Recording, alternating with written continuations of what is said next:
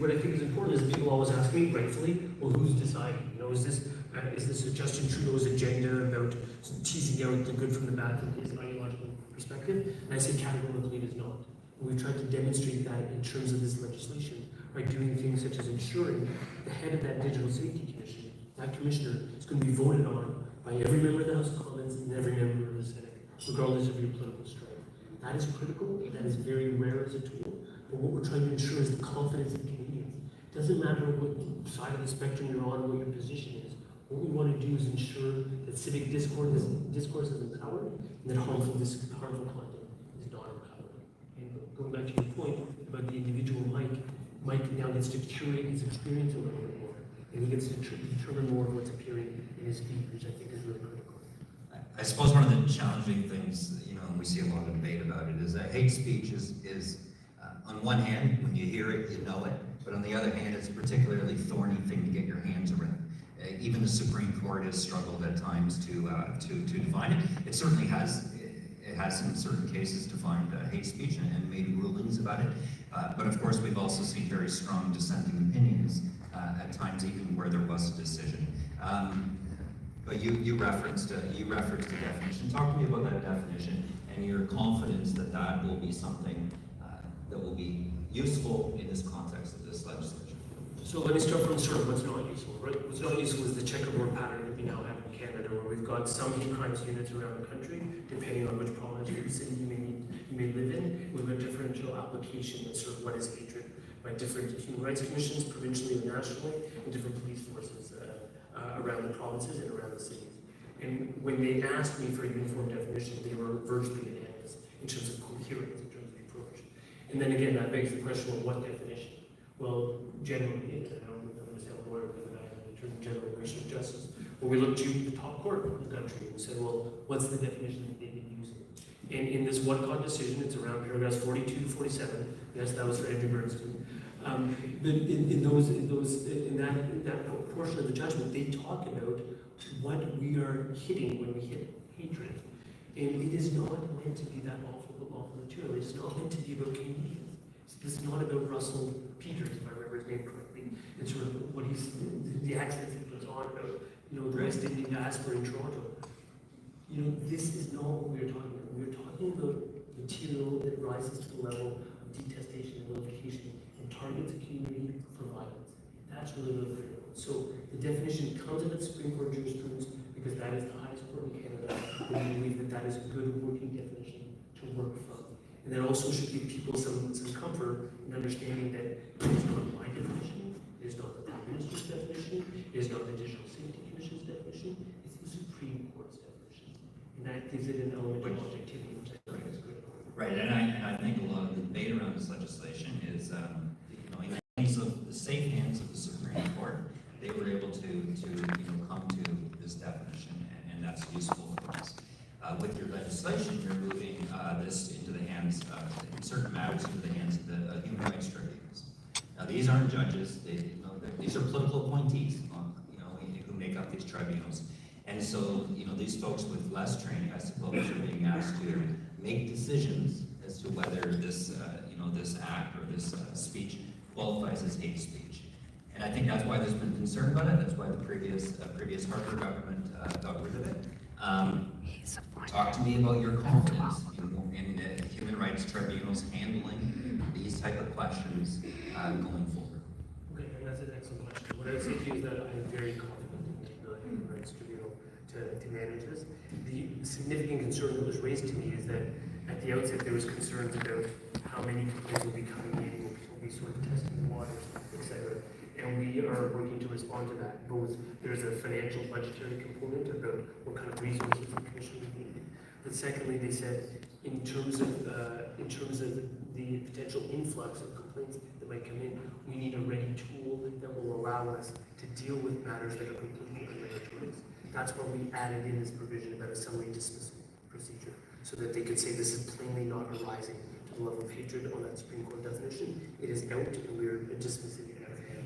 Secondly, they said there are people that might still get into the system that we need to ensure that they're not abusing the process of the courts or of the tribunal system in that regard. Therefore, we added a provision where you can see costs. Seeing costs in an administrative tribunal this is a very significant step in the right direction. But I would say, being further to the point, that when I referenced the Supreme Court's definition of hatred, that definition of hatred was them assessing and analyzing the jurisprudence, not just from the superior courts of Canada, but also from things like the Canadian Human Rights Commission, the Ontario Human Rights Commission. So the expertise that they've developed is actually quite rigorous in terms of assessing and identifying what is hate and what is not hate, and that helps inform the Supreme Court's distilling of that definition. Right. I think people would appreciate it in the hands of our most esteemed justices, you know, and it took them a lot of work to get there. So there's some nervous, so a question from the floor, which maybe gets some of the thorniness of some of these issues. The words of the writer. Given how hate speech laws have been used to silence Palestinians, how will you guarantee this bill address anti-Palestinian racism and protects those critiquing apartheid and genocidal governments? Question from the floor. So I think, I mean, in terms of the application of the bill to sort of what is transpiring sort of right now on the streets of Canada, etc., I think what's important is that freedom of expression is fundamental to what's entrenched in the bill. It's fundamental in our charter, it's fundamental to the oath of office that I mentioned that I swore to uphold. But in terms of how it works with the Digital Safety Commission, with the Canadian Human Rights Commission system, and with the Criminal Code, Section 2B and that charter protection informs all three sort of components of the bill. What I would also say is that, in particular, we've doubled down on this idea that whether it's the decisions that are made by, so in the first part of the bill, we talked about the Digital Safety Commission, and we talked about the social media platforms having a digital safety plan. And we thought about this. Well, let's say a whole stream of information that tends to be addressed by the social media company looks at things like a pride march, but it seems to be targeting the lesbian content that relates to the Dyke March at the Pride March, for example. If there was a pattern that was discernible, we've got entrenched protections under the legislation that there cannot be a discriminatory approach to the social media calibrating its digital safety plan. There also cannot be a discriminatory approach to how the Digital Safety Commission oversees the social media company's plan.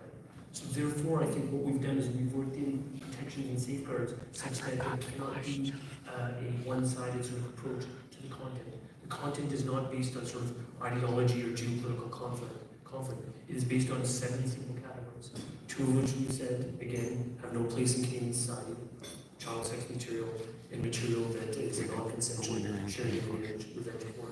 The other 5, it is for the user to put up their hand and say, I don't want that material, I'm going to flag that material, I think this is harmful.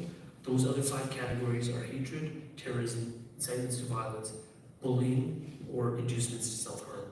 By not immediately imposing a takedown, what we're trying to assure people, including the questioner, is that your material is not going to be subject to an immediate takedown. Your material might come under the aspects of the safety plan proposed by a social media company or the Digital Safety Commission, but at all times they have to abide by the Constitution and by our provisions that work to protect against discrimination. Yeah, I'll ask if you don't want to. So Virani talking about Bill C-63. How this plays out over time. Sure, this So, right now, your government's been in place for 9 years. You appoint people to the Human Rights Commission, and the fear is that there's a world where this becomes politicized a little bit, especially when we're talking about what qualifies as proper speech versus not. There's a question from the floor that's received a bunch of votes here about how do vulnerable communities ensure they do not end up becoming inadvertent targets. And this is asked in a Palestinian context, but I'll just broaden it to how do we have confidence that that sure the human rights tribunals today would take a certain view in a world where there's another government with a different ideology, pointing people to these human rights tribunals. Are you comfortable with it being in the hands of the tribunal system? You obviously are. You put it forward, but explain to me where that the source of your confidence is that this is the best place for it. Well, I think I would actually sort of question sort of the foundation of the question, because I think it really points out this idea that partisanship is informing everything that people are doing when they're making appointments. I am involved in a number of appointments, as you're aware. I'm involved in appointing judges. I'm involved in appointing adjudicators in human rights tribunal. What I'm always looking for are top legal minds in those roles.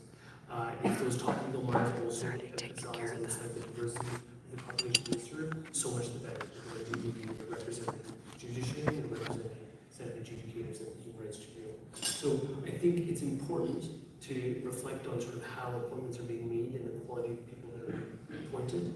And I'd be very happy with being able to appoint 106 members of the Superior Courts thus far and a host of other adjudicators to the Human Rights Tribunal. But I think what's important is that those individuals, regardless of which government is appointing them, are there to do a job. In the context of tribunal adjudicators at the Canadian Human Rights Tribunal, they're applying the Canada Human Rights Act the same way people at the Ontario Human Rights Commission apply the Ontario Human Rights Code. I have tremendous confidence in those legal minds and their ability to execute their task free from influence and free from sort of political pressure. That's a hallmark of what we do in Canada, both at the national level and at the provincial level. Does it require vigilance to maintain it? Absolutely. I'm not trying to say naive here. But what I think is that the context, and I mentioned this in my comments, the context that we had, the repeal of that provision that allows you to say, this is hatred in the real world. If I said it or did it or distributed a pamphlet at Young Dundas Square, why should it be permitted online? The answer from my perspective is that it shouldn't. The context of the distribution online in 2013, that was happening. Now it's happening a lot. A great deal. And the amount of invective that we're seeing, the hatred that we're seeing online is having a huge impact. We've got to respond to the moment that we're in. And I don't have a crystal ball for 10 years from now, but I doubt the train that is the internet and sort of social media is going to be slow. In fact, it's just going to take different deviations and incarnations, but it's not going away anytime soon. And the legislation you've outlined just a bit has different pieces to it, and the Canadian Civil Liberties Association asked, look to you, and with support from many academics and others, to whether Part 2 and 3 should be separated and debated individually in Parliament. I don't know if you responded to that request, but this is your chance. Sure, and I've heard that commentary, and people have said to me, that it seems like, the low-hanging fruit is protecting kids. And what I'll say to people is a number of things. One is that, again, we looked at international examples. In 2015, Australia moved on protecting kids alone, 2015. Australia is way beyond protecting kids, just kids, in 2024. We're moving now, we're the sixth Western democracy to move. I think it's incumbent upon us to move to address the harms and the vulnerabilities where they exist, not just moving on sort of the lowest hanging fruit. Secondly, I would say is that the bifurcation seems to be that you have kids on one side and you have adults exposed to hatred on the other. I think that misses the boat insofar as kids are exposed to hatred as well. And if you think kids are being only exposed to sexual predators, they're being exposed to a number of things, including hatred. Thirdly, I would say I think it's incumbent upon me in my role as Minister of Justice to always have a keen focus on the safety of Canadians. I mean, fundamentally, that's what my job needs to be, addressing the needs of our communities, ensuring that our laws are supple enough to address where people feel vulnerable, where people feel unsafe. And I've heard resoundingly the need to address this from people like law enforcement, and I'm responding to that need. And I would say to you that I find it very troubling that some of those criticisms, not all, but some of those criticisms come from the perspective of people that maybe have not faced any aspect of hatred. And I'd say to people in this room, I mean, put yourself in the position of your children. Put yourself in the position of a young woman. Put yourself, unfortunately, in the position of a guy named Carson Cleland, who was the shocking case in Penticton of a boy, literally a boy, who made the mistake of thinking he was befriending somebody in some sort of online gaming situation. And in fact, that little boy had befriended a completely grown man who was impersonating somebody and got to the point of befriending them and sharing an intimate image. And now was petrified that he was being extorted about that intimate image. He didn't have the wherewithal to talk to his parents because he was afraid to. He didn't have any friends to turn to, and instead decided to take matters into his own hands. Carson Cleveland is no longer with us. 70 kids per week report instances like that of extortion to the Canadian Centre for Prevention and Child Protection. That is a tragedy, and that's what we need to address. And it's not just about addressing the child piece. It's about addressing whether Carson Cleveland is a young woman. Perhaps she's racialized, perhaps she wears a hijab. There's a lot of exposure to on me to address all the harms that we're seeing. And some of the most instructive guidance for me has been from things like such as the hate crimes units from around the country that have pleaded with me to standardize the definition of hatred, to come up with a freestanding hate crimes offense, to address hatred that they're seeing. Because if you think this stuff stops at 3 in the morning in someone's basement, you're wrong. It actually translates into real world violence. It's that real world violence that fundamentally all of us have an interest in stopping. Well, let's talk about that, translation into real violence, because I think in part that's what your piece on, this concept is getting at.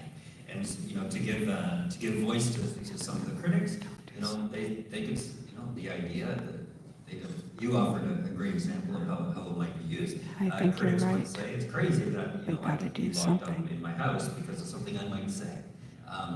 So how do you address the cynic, or the critic who suggests that this feels like overreach? Easy to understand in a domestic violence situation where someone should be a peace bond makes sense, but explain it, flesh it out for us in the context of speech. Sure, and so a few things. One is that it's a high threshold to meet, and what some of the law enforcement folks have talked to me about is the fact that peace bonds are already difficult to obtain. Yeah. So that's what people need to understand.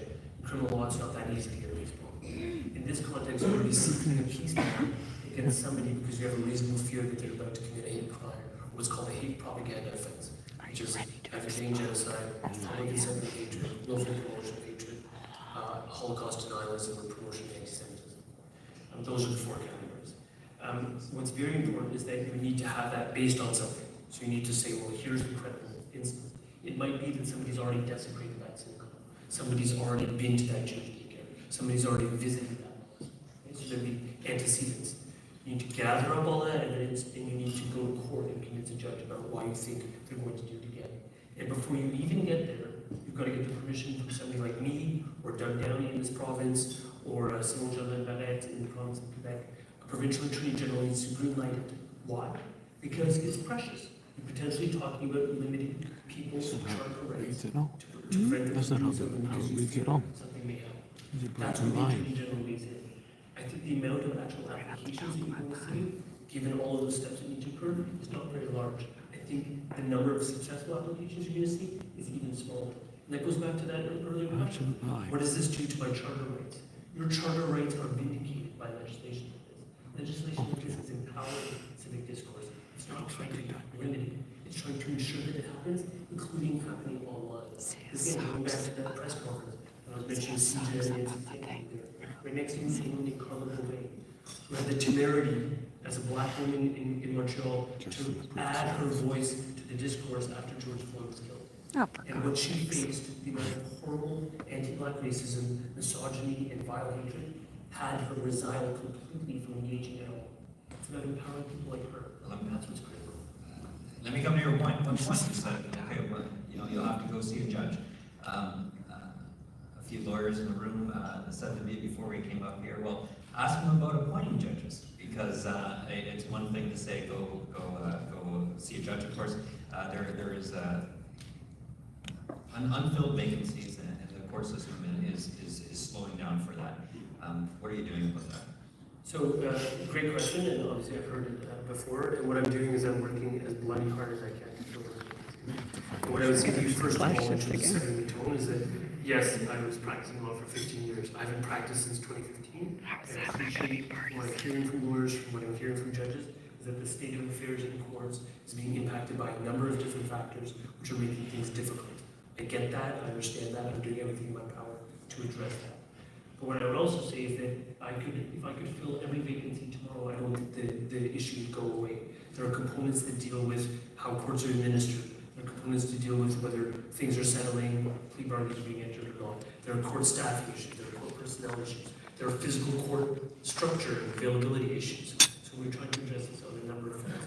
What I'd say to you is that I tried to do a diagnosis of this. I was joking around with John Campion, because we shared a firm a long time ago, and the other person that shared that firm is Alan Rock.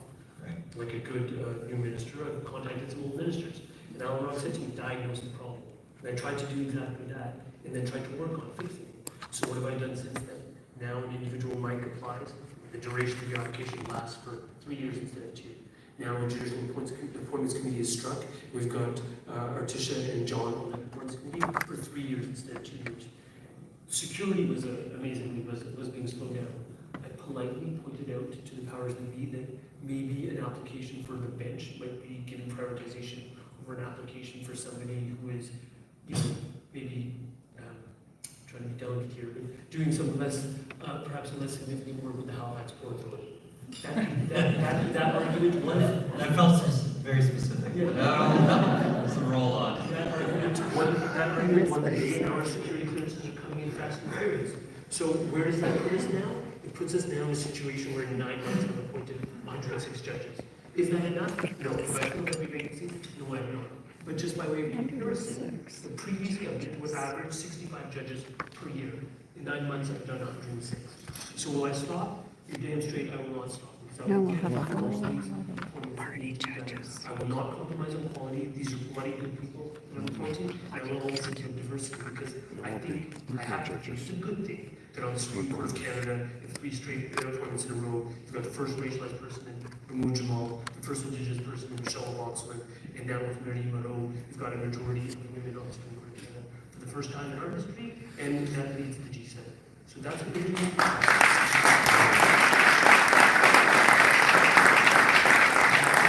People apparently like that. Last question. The Pierre Polyev has suggested he would use the notwithstanding clause to help enforce criminal law and I guess in his language see people behind bars who deserve to be there. When is it appropriate to use the notwithstanding clause? And how would you comment? Yeah, I'd say So you better. just to make sure it's crystal clear how the notwithstanding clause operates before I even mention this. So you've got the Charter of Rights and Freedoms, you've got certain protections.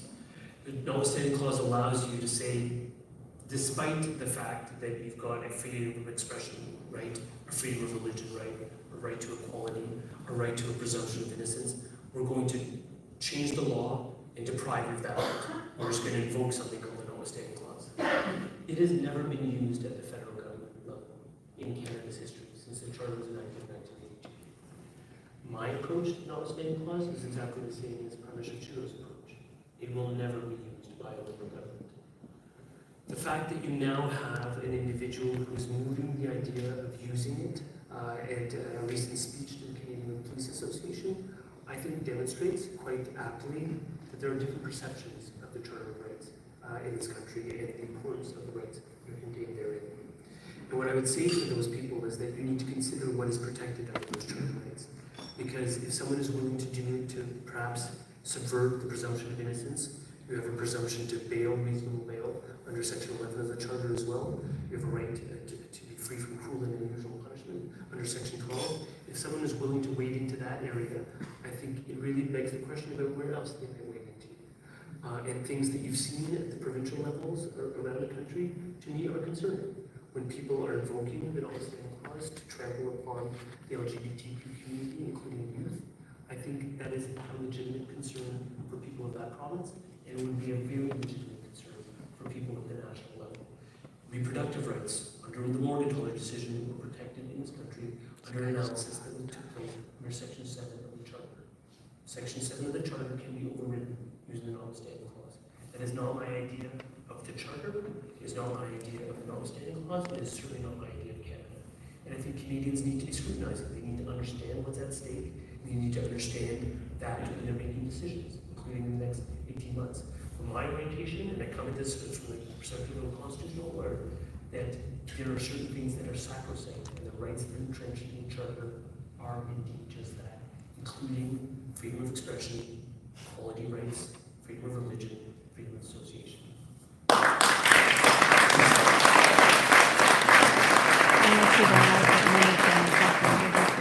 Thanks for addressing that, because I know it's been a recent topic, so I'm sure there's interest in the room for hearing you say that. And thanks for addressing the Online Arms Act and explaining, I think, a great job in your speech and in our conversation. I hope for the people in this room and listening online to learn a little bit more about it. Thank you very much.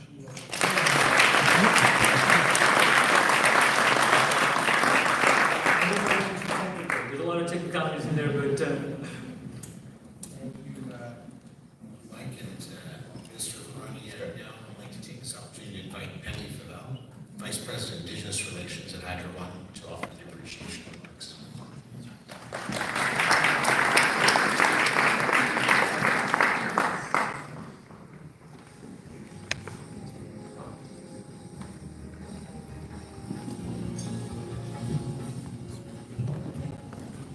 Thanks, everyone. I promise to be quick. As Sal said, I'm Penny Favel and Vice President of Indigenous Relations and Sustainability at Hydro One. And I'm really proud to work at Hydro One. We do a lot of work in reconciliation over the last few years. We try every day to get it right, whether it's meaningfully participating with our partners in our work in our project or in our 50-50 equity model. But one of the things I was reflecting on as I was sitting listening to the minister is I'm also insanely proud. Okay. I'm coming back. I just have to. Hey, did you work at the Butler? Did you work at the Butler? Sorry? Did you work at the Butler? No. Okay. You look like somebody I know. Okay. Okay, so I just had to come out of there. I wanted to have a look outside to see what's going on, but holy moly, that guy's a nutcase. We'll talk about all that a little bit later. I just wanted to get a view outside before this ends. Oh yeah, oh my God, look at this. I love these guys. Look at this, everybody. I'm going back in. Oh, look at Peter's there.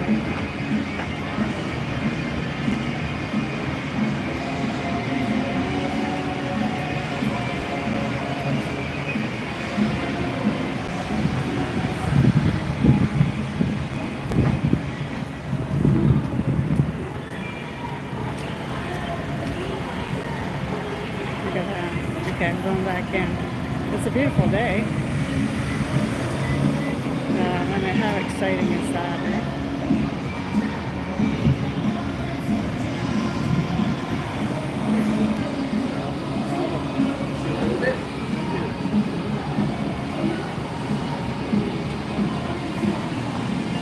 Alright, going back in.